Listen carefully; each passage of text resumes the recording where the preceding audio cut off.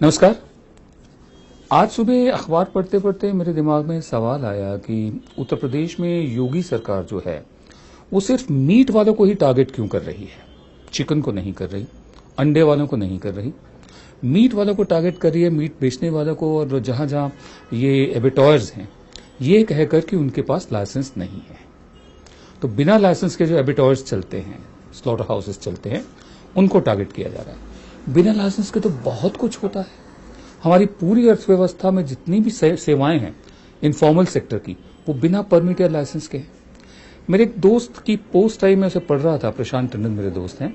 उनका ये कहना था कि हमारे देश की अर्थव्यवस्था को अंबानी या अडानी नहीं चला रहे, ये बिना लाइसेंस और परमिट वाले लोग ही चला रहे हैं। मैं आपको बताता हूं कैसे। मेरे दोस्त का ये भी मानना है कि अर्थव्यवस्था का ये वाला हिस्सा जो है इनफॉर्मल सेक्टर, असंगठित क्षेत्र, ये पाक साफ है। ये पाक साफ कैसे है और क्यों चला रही है हमारी अर्थव्यवस्था, मैं इसके कारण आपको बताता हूं।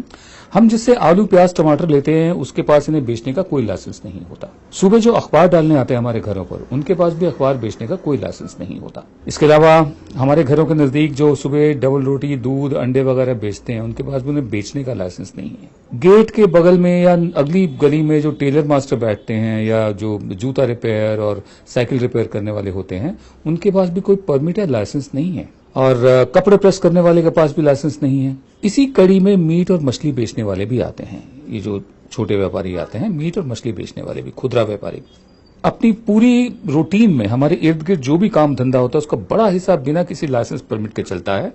और हमारा और आपका ज्यादा लेन देन भी इन्हीं लोगों से होता है। अब देखिए, ध्यान से ये बात सुनिए। इन बिना लाइसेंस परमिट वाले लोगों को, अनौपचारिक सेक्टर की, देश में रोजगार देने की हिस्सेदारी 92% है। 92% jobs they come from unorganised sector, जिनके पास लाइसेंस या परमिट नहीं है। नेशनल सैंपल सर्वे के डेटा के मुताबिक 2010 में देश में रोजगार में लगे लोगों की संख्या 46.5 करोड़ थी। इनमें से 43.7 करोड़ लोगों की रोजी रोटी इसी बिना लाइसेंस परमिट वाले क्षेत्र से चलती थी। और संगठित क्षेत्र, जो ऑर्गेनाइज सेक्टर है, जो बड़े बड़े कॉर्पोरेट्स हैं, उन्होंने सिर्फ 2.8 करोड़ लोगों को रोजगार दिया था। ये रेशियो अभी भी कमोबेश वैसी ही बनी हुई है।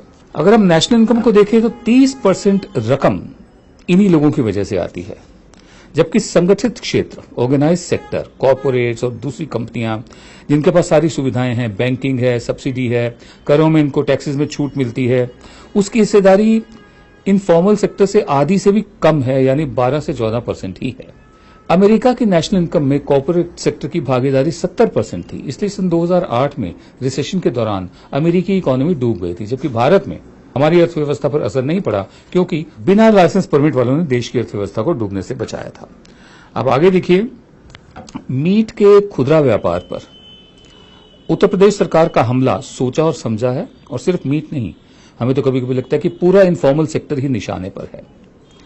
ये बिना लाइसेंस परमिट वाले लोग बहुत पाक साफ हैं, देश की अर्थव्यवस्था चलाते हैं। पुलिस और नगर पालिका की हफ्ता वसूली के शिकार होने के बावजूद आधे से ज्यादा जीडीपी यही देते हैं। और ये किसी राजनीतिक पार्टी को चंदा भी नहीं देते। और इनके पास कोई सीआईआई, फिक्की, एसोचैम जैसे थिंक टैंक भी नहीं है नीतियों को अपने पक्ष में बनवाने के लिए। इनके ना तो स्विस बैंक में खाते हैं और ना ही ये कमाया हुआ पैसा विदेश में निवेश करते हैं। सोचिए, देश की अर्थव्यवस्था का एक बड़ा हिस्सा कितना मानवीय, ह्यूमेन और प्योर है, पवित्र है, इन बिना लाइसेंस परमिट वालों की वजह से। जब नोटबंदी हुई थी तो आपको याद होगा, तो इन्हीं लोगों ने आपको और हमको सब्जी, दूध, राशन उधार दिया था। ये काम बिग बाजार वाले कभी ना करते। इनके साथ खड़ा होना देश की अर्थव्यवस्था के साथ खड़ा होना है। किसी भी देशभक्त के एजेंडे में ऐसा होना चाहिए। लेकिन सवाल अभी का वही कायम है कि उत्तर प्रदेश की योगी सरकार सिर्फ मीट को ही टारगेट क्यों कर रही है। योगी आदित्यनाथ मुख्यमंत्री बनने से पहले भी गोरक्षा के लिए काम कर रहे थे। जाहिर है, मुख्यमंत्री बनने के बाद में उनके दिमाग में इसके विभिन्न पहलुओं पर काम करने के लिए रणनीति रही होगी। सरकार ने बूचड़खानों को बंद करने के लिए एनजीटी की 2014-2015 में आई एक रिपोर्ट का हवाला देते हुए कहा है कि बूचड़खानों को बंद करना जरूरी है, क्योंकि एनजीटी की इस रिपोर्ट में बूचड़खानों को और मीट की दुकानों को रेगुलराइज करने की बात कही गई थी। पर दुकानदारों में भ्रम की स्थिति है। मीट व्यापारियों ने अपनी दुकानें बंद कर रखी हैं, वो हड़ताल पर हैं। गैर संगठित क्षेत्र के दुकानदारों का इस तरह अपना काम बंद करना ठीक नहीं है। भ्रम की स्थिति है। मीट व्यवसायियों पर जाहिर तौर पर कोई भी रोक नहीं लगाई गई है। बात बूचड़खानों की और उनमें भी अवैध बूचड़खानों की गई है, पर स्थितियां साफ नहीं है और सच्चाई ये है कि काम बंद है। इस बारे में एक तबके की राय ये भी है कि ऐसा इसलिए भी हो रहा है क्योंकि मीट व्यवसायी एक समुदाय विशेष से आते हैं।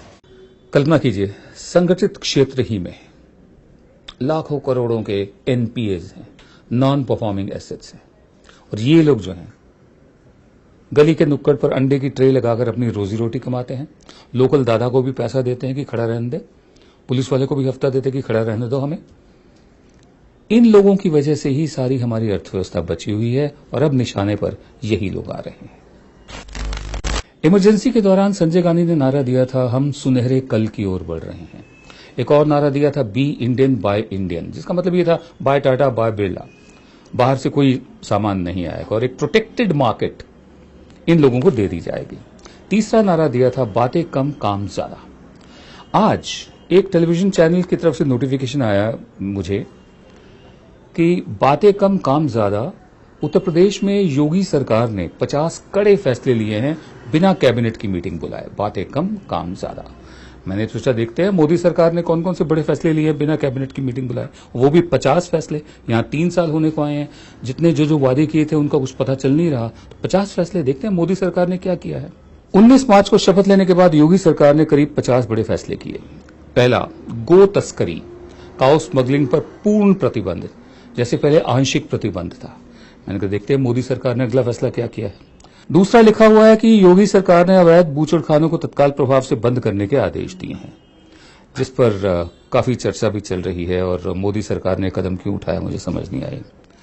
तीसरा फैसला है योगी सरकार का कि राजनेताओं को दी गई सुरक्षा की समीक्षा, लेकिन मोदी सरकार ने यह नहीं सोचा कि जो संपादकों को सुरक्षा दी जा रही है वो क्यों दी जा रही है। चौथा, अधिकारी मंत्री अपनी संपत्ति और खातों की जानकारी 15 दिन में दें। कर्मचारी, अधिकारी और मंत्री समय से अपने विभाग में पहुंचे। अधिकारी अपनी योजनाओं को बीजेपी के घोषणा पत्र के अनुरूप करें। नवरात्रि और रामनवमी के उपलक्ष्य में 24 घंटे बिजली दी जाए। मोदी सरकार के ये फैसले जैसे देखे जाएं तो एक तरफा लगते हैं, लेकिन फिर भी आगे चलते हैं। आगे है कि योगी सरकार ने मंदिरों में पूजा अर्चना के दौरान श्रद्धालुओं की सुविधा। फिर मैं रुक गया, मैंने कहा मुझे एक फिल्म याद आ गई पुरानी, पड़ोसन नाम की फिल्म, जिसमें एक गाना है, एक चतुर नार, उसमें घोड़ा चतुर चतुर घोड़ा घोड़ा चतुर, फिर वो बाद में कहता है कि एक चुनो, या घोड़ा चुनो या चतुर चुनो। मैं रुक गया, मैं मोदी और योगी, योगी मोदी, मोदी योगी करता जा रहा हूं, मुझे तो एक चुनना है।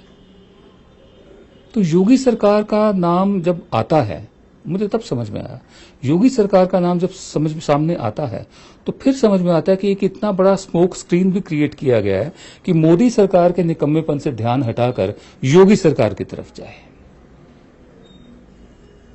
क्योंकि जो जो फैसले अभी तक मोदी सरकार ने लिए हैं उनके नतीजे हमारे सामने नहीं आए हैं। जैसे नोटबंदी का फैसला, सरकार को खुद नहीं मालूम कि क्या हासिल हुआ है। हमें उम्मीद है कि जिस दिन उन्हें मालूम हो जाएगा नोटबंदी से हासिल क्या हुआ है, हमें वो बताएंगे। एक और फैसला